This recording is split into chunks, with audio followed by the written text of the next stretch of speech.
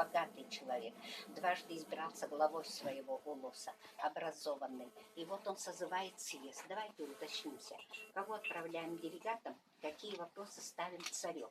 Собрались в городе Якутске, пофотографировались и решили, делегатам надо отправить первого врача из якутов Прокопия Нестеровича Сокольникова, двух глав улусов. Василий Васильевич выехал писарем, делегацию повел Крафт Иван Иванович. Крафт Иван Иванович, губернатор Якутии и Дальнего Востока. Он здесь жил всего 7 лет. За эти 7 лет он поставил мукомольню, потому что он видит, народ голода, муки не хватает.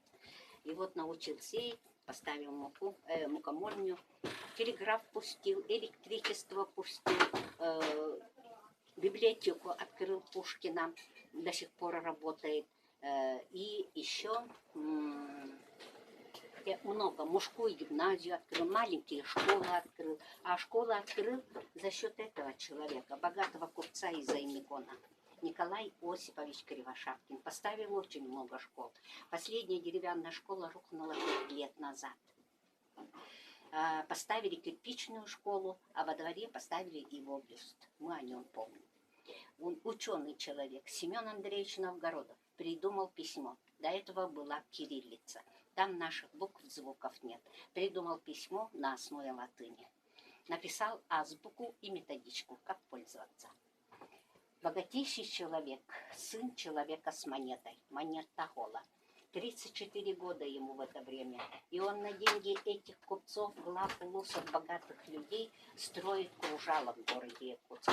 У самого много торговых центров в Китае, Японии, городах Дальнего Востока. В городе Якутске 2 центра, в Москве 1. Якутское серебро в меха в это время он продавал на крупных аукционах в Лондоне, Париже. Видимо, владел их языком и начал торговать с Европой.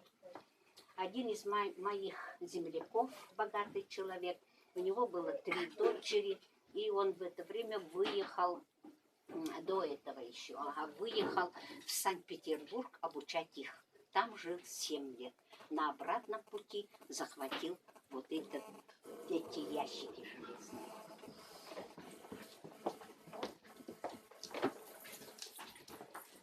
Сейфы. У русских